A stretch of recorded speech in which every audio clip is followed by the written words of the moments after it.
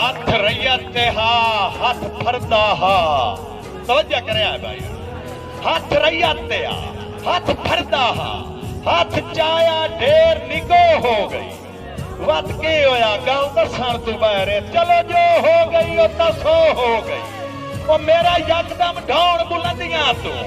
हाय रब दी मर्जी जो हो गई ओ बड़े आए के यार सुननिया नहीं ते आए हो गई औते हो गई